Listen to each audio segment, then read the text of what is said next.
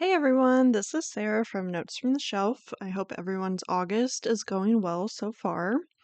I decided to try something new today and make a video of book covers and comment on just like the vibes from the cover only. So, kind of judging a book by the cover, like they say not to do, but it seemed like a fun idea to me, and this would be best as a video. So, this will first be on my YouTube, and then probably tomorrow it'll be on my blog for the Tuesday post. So, I thought I would look at the August 2025 book lists on Goodreads since it's the books that are coming out. So, I probably won't be as familiar with these. And I'm just going to focus on the fiction categories. So, I'll be skipping like the memoir and the nonfiction and the history sections. So, first for the fiction section, the first one's People Like Us by Jason Mott. So, I really like this cover actually. It's very simple, but it looks like the guy has been crushed by it looks like a seal or a sticker to me, and his top hat's kind of on the ground, and it says the big one. So, not sure what the big one really refers to, but to me, with the seal or the sticker, whatever that is, it kind of seems government related to me. That's just my vibe that I'm getting from it. So, maybe he's like some rich guy or something, especially with the top hat. To me, that seems fancier, and I assume he was wearing like a suit. So maybe whatever the big one is, maybe he got toppled over by it. So it's kind of giving me like series of misfortunate or unfortunate series of unfortunate events type thing. That's the vibe I get from it. So the next one is Moderation by Elaine Castillo. Oh, an ad coming in. Okay. This looks a little trippy to me with like the the heads being elongated like that. So I'm thinking maybe a like contemporary fiction that like slowly spirals out of control. The way they're dressed too, I mean that's like Regency style, I think. I'm not an expert on Victorian or whatever era that would be, I guess. But I think that's kind of a red herring for the vibe. I feel like it's a contemporary fiction. But maybe I'm wrong. But I really like how it's like stretched out and that looks like really like unsettling.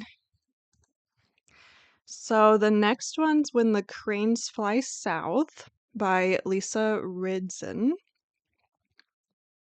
Oh, and it's been translated as well. I didn't know that. Um, to me, this gives me like South American or Central American vibes. It also kind of reminds me of The High Mountains of Portugal by Jan Martel, I think it is. It kind of reminds me of the book cover for that.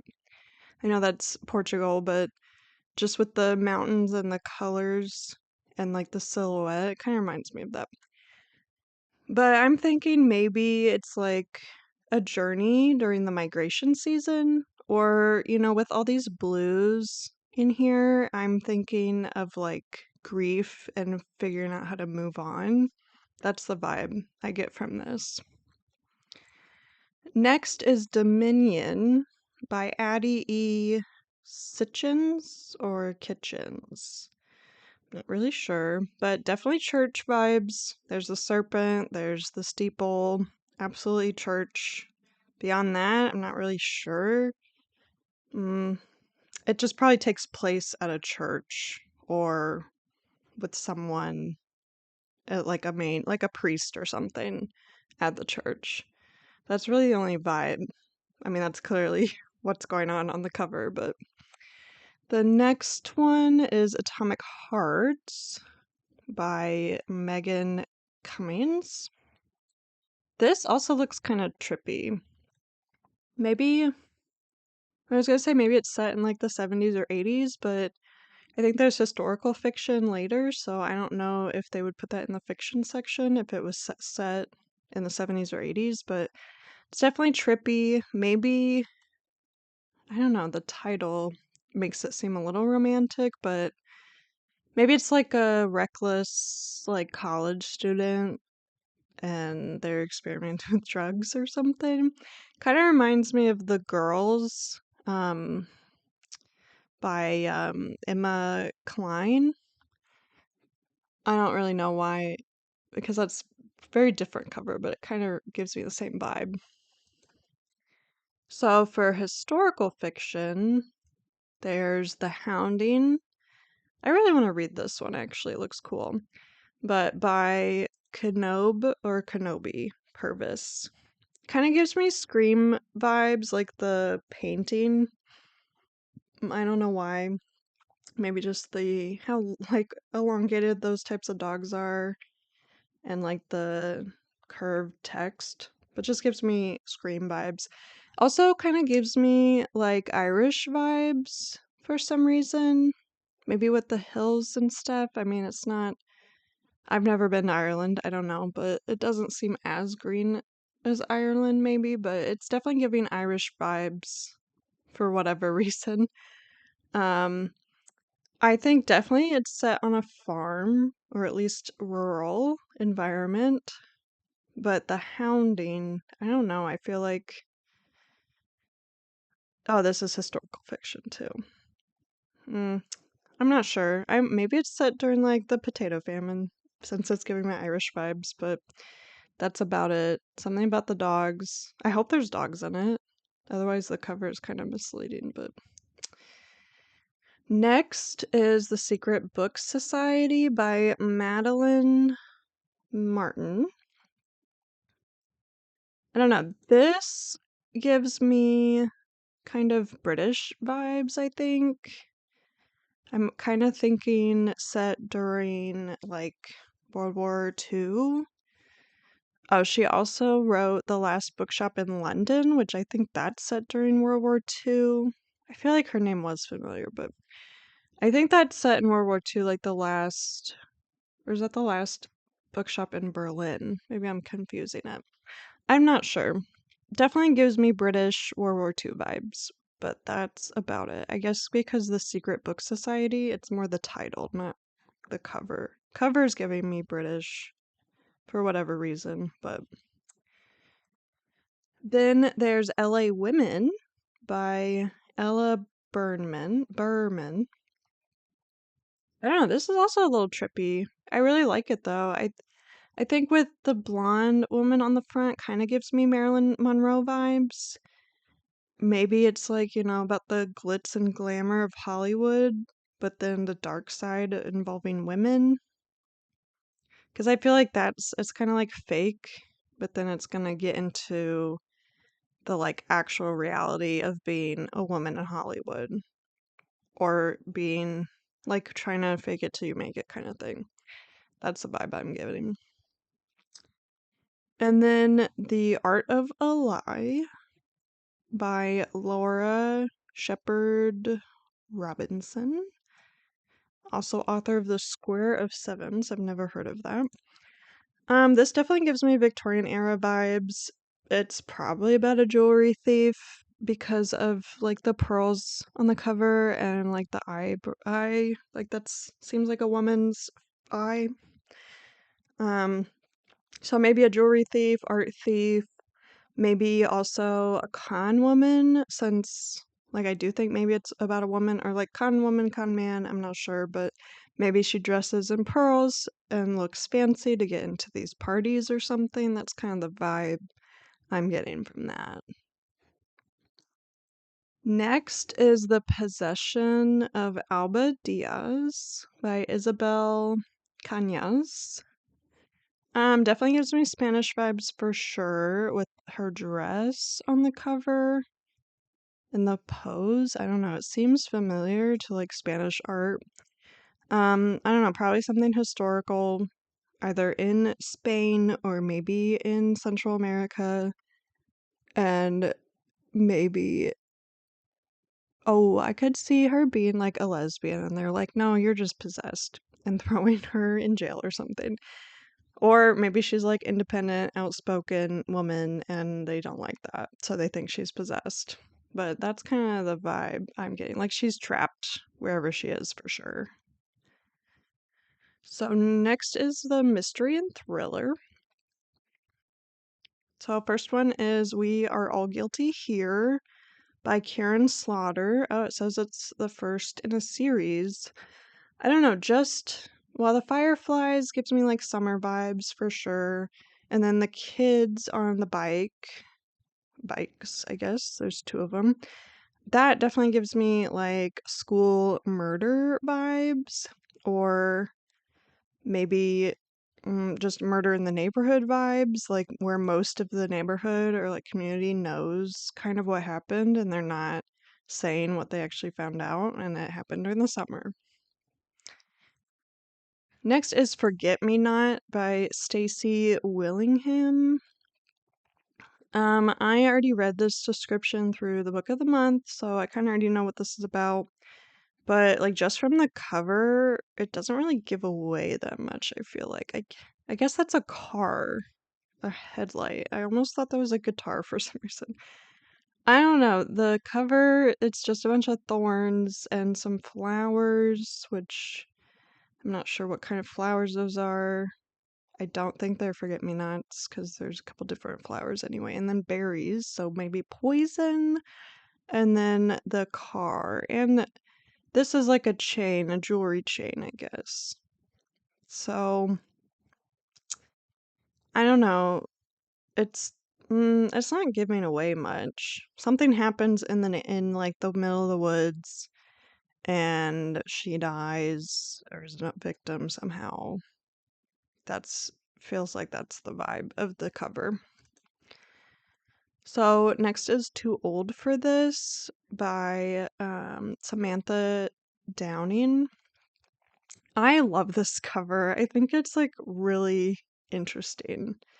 There's like an old lady, but then behind her back she has a glove on and she's holding a hammer. And I feel like from the cover, I feel like you never really suspect old ladies to be killers, but she's definitely the killer. And she commits a murder, and maybe she does get away with it, maybe not, but maybe she kills her husband. I'm not sure. I feel like that's typically what happens. You kill your spouse, but I think she's definitely the killer from this cover.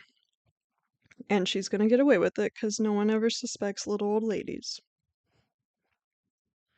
Next is The Locked Ward by Sarah Pekkanen. This definitely gives me Silent Patient vibes by Alex Michaelides, I think is how you say his last name. So it seems like some kind of mental institution, and maybe the main character isn't meant to be there but can't escape, like can't get out. That's definitely the vibe. Next is High Season by Katie Bishop. And it also says on the cover, Never Speak of That Summer. Cover definitely gives like vacation vibes. So maybe this was like vacation gone wrong with a group of friends where one of them dies, and like maybe some of them know more than they're telling, and they're like, we're never going to talk about that summer ever again. That's definitely the vibe here, because that's seems very vacation-y area. Maybe even like, I was gonna say Greek, but I don't know what Greek houses look like what things look like in Greece, but to me it doesn't look American, that's for sure. So maybe an overseas vacation, or maybe it just takes place overseas. That's the vibe for that though. Next is romance. So Accomplice to the Villain by Hannah Nicole Meyer, which is Assistant to the Villain number 3. So I know a lot about this. I mean, I haven't read the second one, and I think this is the last one because I thought it was a trilogy unless she decided to write more. But I do have the second one, so I need to read it pretty soon, and I'm gonna review it. I didn't really like the first one, but just based on the cover, I don't know, it seems like kind of kid-friendly, kind of silly. I know the frog that holds up signs is kind of a running thing, but it seems a little like, not like childish because it seems fun, but just like for a younger reader. So probably no spice still, which is kind of what I was hoping for, but I don't know. It does seem like fun, but beyond that, it's not really tell you much. I guess who's that? Like the king, and they're throwing darts at him. It just seems like a fun, good time. So the next one is The Fallen and the Kiss of Dusk by Carissa Broadbent. So that's a Crowns of Nyaxia number 4, which I didn't realize there was going to be a fourth one. I read the first one of the series, and then I just didn't really have any more time. Oh, it does say the Shadowborn Duet Book 2. I don't know what that means. I don't really know anything about this book, even though I'm familiar with the first one, but the cover's definitely giving like prince, soldier, and then like maybe not prince, but definitely soldier with the sword. And then I don't know, maybe a princess because of the flowers, but then there's thorns, so they're enemies to lovers, as per usual. That's just kind of the vibe. So next is Love Arranged by Lauren Asher, which is Lakefront Billionaires number 3. Never read those ones. I read all of the like the fine print series, which whatever she calls that one. I think that one's like because it's based off of like a theme park owner like Disney World. So it might be like Wonder World or something. Billionaires. I don't know what the series was called exactly, but um I'm not familiar with this one.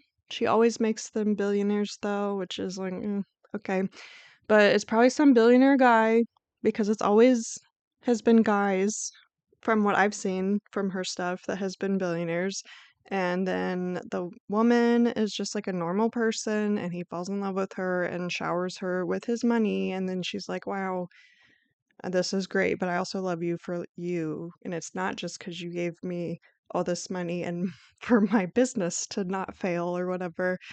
I don't know, but she's probably like some owner of like a gardener or like something to do with flowers because of well the title Love Arranged, so like flower arrangements, but also the cover with the fountain gives me like gardener landscaper kind of thing, but she's probably the owner of a small business and he finds her for something like he wants landscaper, so he finds her, and then she somehow says, "Oh, I'm gonna be out of business soon because of whatever."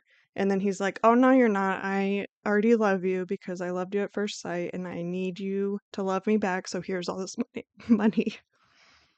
Sorry, I had to cough for a second, but probably that. Or it could be enemies to lovers and she is gonna like landscape something that he is like, no, this is gonna be a resort instead of your landscaping idea. And then they're enemies to lovers. I don't know. That's the vibe from this. So, next one is Well Actually by Maisie Eddings. I don't know. He seems like a college student. She seems like a professor. She's his professor. There you go. He's totally already head over heels in love with her. And then she's like, I'm the boss. So we can't do this. But now we can actually because it's the summer semester. So you're no longer my student. That's the vibe for that. I actually like this like style of cover. Like that. It's kind of retro. Like just I'm not an artist, but just it looks like comic book, like retro comic book kind of the style of the art. And I really like that. So next for romance is For the Record by Emma Lord. It also says it's never too late for a comeback. So I think I think the main female character was a country music singer who did like one really good album. And then she was like, never mind. I don't really want to be famous, or I don't like this, or whatever. She moved on with her dreams and did something else. And then they're at karaoke night, and this guy is like a record producer, and he hears her at karaoke, and he's like, "You have to make another record," since it says for a comeback. So then, 5 years later or 10 years later, whatever, she is with him as her producer, and she makes a new record, even though she didn't want to before, but then he convinces her because he is in love with her voice. I think that's the vibe. So next is fantasy. So Catabasis by R.F. Kuang. I already know about this a little bit. It was on my anticipated reads for 2025, so I'm really excited for this one. But as far as the cover, it's definitely MC Escher vibes. So probably things are gonna be a little convoluted or not appear what they seem, like illusionary. And then it also is giving kind of like academia vibes. Maybe dark academia with the color scheme. But that's because I guess Babel was dark academia, but that's not all she writes. But just the colors definitely could give that vibe. But it's definitely going to be chaotic, seems, from the cover. Next is Hemlock and Silver by T. Kingfisher. So I did not know that there was going to be another T. Kingfisher book this year. So I'm a little excited for that, and I need to add that to my list to read. But I'd say with the apple plus hemlock is a poison. Silver, I'm not really sure the vibe about that, anti-werewolf, I don't know, but the apple's definitely giving Snow White vibes with the poison, with the hemlock title, but also with the serpent. Oh, it's made out of vines too, and flowers. I don't know, is that what the hemlock looks like? With the serpent and the apple, I guess a little bit, it's giving Adam and Eve vibes too, so I'm not really sure. But I'd say kind of Snow White-ish. Next, for the Society of Unknowable Objects. Oh, by Gareth Brown, which he wrote The Book of Doors. I really want to read that. My mom just read that, and I would like to read that, but I would say the cover's not really giving fantasy vibes. I don't know why. Maybe with the red. It's kind of giving me Queen of Hearts vibes from Alice in Wonderland, which I guess that could be fantasy. But besides that, with it being a chess board and the silhouettes and stuff, to me it reminds me of military fiction with spies or the CIA or something. It's not really giving fantasy to me.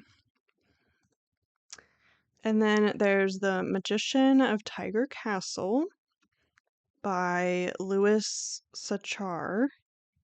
So, it says he wrote Holes. So, a very different vibe from Holes.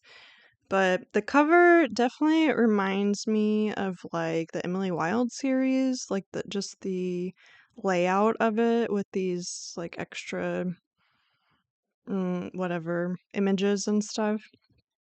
But I don't know, to me the tigers look a little added on after. The style of the tigers doesn't really match, I feel the rest of it. It's a little weird. And this bottle here, that doesn't really match, I feel the rest of it. It looks like clip art added on top.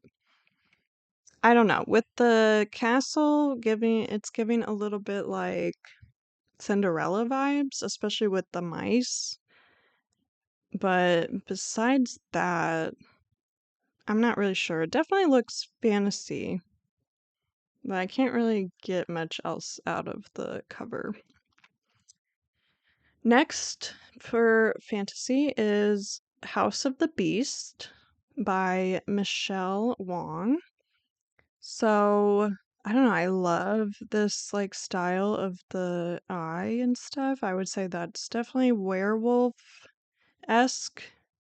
But then with this girl like holding the sword and then like the sun behind her like raying out from her definitely gives me Chosen One vibes.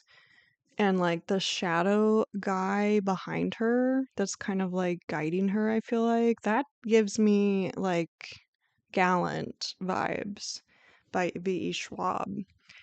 So I feel like, oh, and then you've got like this ghost kind of image of this woman with like a halo situation. So kind of religious vibe too. So I don't know, definitely Chosen One, and maybe she like has to fight for like the House of the Beast or something with her sword. And he's probably the beast. Maybe, I mean, from the title, I was kind of thinking Beauty and the Beast retelling, but with that other stuff, I don't know, kind of reminded me of like, crap, what is it? Like Gideon the Ninth, where a bunch of houses are fighting and this woman's gonna be the swordswoman for it and fight for the House of the Beast. That's the vibe. Okay, science fiction. So for this one, it's The Once and Future Me by Melissa Pace. So I don't know. I guess that's like a TV, isn't it? With the image on it. That's like old school, like comics again, that style. I don't know why she's crying. I don't know if that's a man or a woman behind her. Kind of gives me alien vibes for some reason. But I don't know. With the title, I think like seems like maybe she goes back in time to, I don't know, the 80s or, well, probably the 90s, I guess. Because it kind of seems like with this TV and stuff, like some technology and like early 90s, late 80s, maybe she goes back in time to her younger self and she like observes her younger self. I guess I don't know why I'm saying a her, just because this is a woman, I guess, but could be boy or girl, whatever. But the main character probably goes back in time, sees themselves grow up through like pivotal moments and changes because of the adult brain viewing these things that happen in childhood. That's based on the title, I guess, not the cover. The cover for me, I don't know why it's giving me alien vibe, but next one is These Memories Do Not Belong to Us by Yiming Ma. I don't know, I really like this cover where it's like pixelated and the flowers kind of dissolving into pixels. It definitely gives me like AI vibes, or at least something about data. Like with the font and the pixels, it's something data related. Kind of gives me AI vibes where like maybe maybe it's like a cyborg or something that's being run by an AI program and it thinks it's alive, like it thinks it's human, or maybe it has like memories from a human that has passed away. And like once it realizes it's not actually human, then, things fall apart from there. That's kind of the vibe. So next is The Island of Last Things. I thought this said Lost. Island of Last Things by Emma Slowly. I don't know, this doesn't really give me like sci-fi vibes either, just based on the cover. To me, it kind of seems like South American mythology, maybe since it looks like a jaguar, and that's very common in like South American mythology. But that's kind of the vibe I'm getting. I don't really get how this would go into sci-fi. And I don't know where this hand's coming from, but I guess maybe that's the sci someone's inside coming out of the jaguar. I don't know. I don't like that image, but I don't know, South American mythology, that's all I'm getting from it. So, next one is Automatic Noodle. Love that. By Anna Lee Newitz. Definitely seems sci-fi from the cover for me. Kind of seems like a ramen restaurant run entirely by robots and how they interact with the humans, maybe, that they're customers. Maybe that's the vibe. Just from the title, too. I love that cover, though. I kind of want to buy it just for the cover. And then there's Sunbirth by Anne Yu. Says author of Ghost Music. Don't know what that is. I've never read that or heard of that, but that's fine. This, I don't know, maybe the colors, I guess, kind of go sci-fi, but like the cover really doesn't scream sci-fi to me. The font does a little bit, I guess. But maybe it's about something like catastrophic with like the sun burning the surface of the earth or something, or the sun explodes. Just because there's like a burn mark too. So maybe the whole earth is scorched by the sun. I'm not really sure, but that's the vibe. Okay, so skipping memoir and autobiography, and then skipping nonfiction. So then there's young adult. Young adult, I feel like having it as a genre, I get it because it's age related, but like then these books could be any genre after young adult. So I feel like that's a little weird. It's like young adult maybe should have its own list to have books per genre as well, but whatever. So first one's Mistress of Bones, which this is #1 in the series, I guess, by Maria Z. Medina. It also says he lives for death, she defies it. The cover to me is definitely giving me Phantom of the Opera vibes. I guess because of the masks and the skull. Kind of Macbeth-ish too with the skull, but I don't know. I feel like he's probably the Grim Reaper, or he's like Hades of the underworld, and she's maybe immortal, and that pisses him off, and then they fall in love. Maybe also gives me a little bit of like Persephone vibes, like Hades and Persephone. Maybe that's a retelling. I'm not sure, but I could see Death being mad that she is immortal and he can never have her. So that's kind of like Hades and Persephone, and then he ended up with her anyway. So enemies to lovers, of course, but I really like this cover actually, though. I think that's nice. I might read it just for the cover. I don't really want to buy it. I don't really buy young adult anymore, but I would read it. And then there's The Good Vampire's Guide to Blood and Boyfriends by Jamie D'Amato. So, I don't know, the cover, like, oh, and it says sometimes love bites. Ah, punny.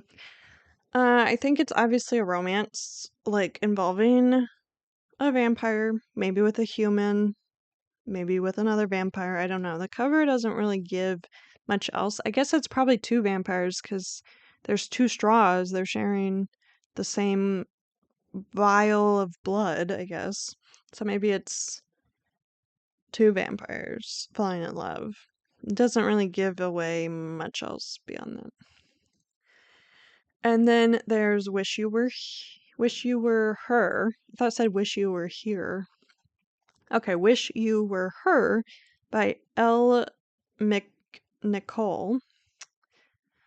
I like this cover too, like the colors and the style and everything, but I would say seems like a contemporary romance with like a school setting.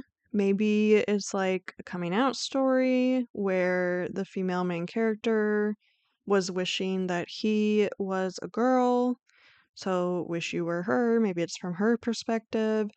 Or it could be that from his perspective, he wishes that girl was some other girl, maybe from a past relationship where she like had to leave school districts, like moved away, or maybe she died or something, but maybe he wishes this new girl was her. Or I could see, because it kind of looks dreamy with the clouds. So I could see like he dreams about this girl and it feels very real. And then he wishes she were actually there with him. I know that goes with wish you were here, I guess, but maybe he's in a relationship, but he keeps dreaming about this dream girl and he wishes it was her. Or she does too. It could go either way. Definitely school vibes though. And then there's Woven from Clay by Jennifer Birch. Says unearthed secrets, unraveled magic.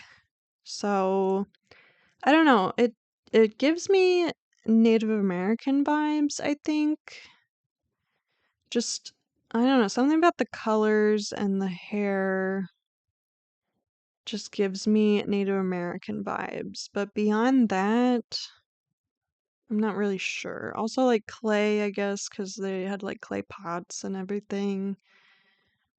I don't really get much else from that. I mean, it's very interesting that it's like all this string that's making up her. I like it. I like the cover. But yeah, just Native American vibes. That's it. And then there's A Spell to Wake the Dead, if it'll load. Let's see, by Nicole Lesperance. Lesperance. Definitely witch vibes, for sure. Obviously with the pentagon and the skull and the candles and the dagger, I guess, and the moon and just everything. Obviously witch vibes.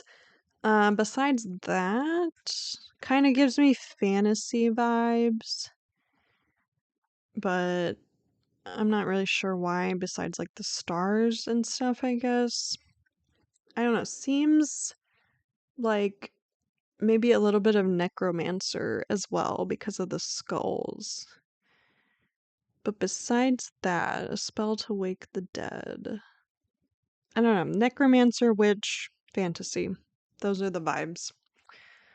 And then skipping history and biography. So that's it for the books highlighted from the Goodreads list for August 2025.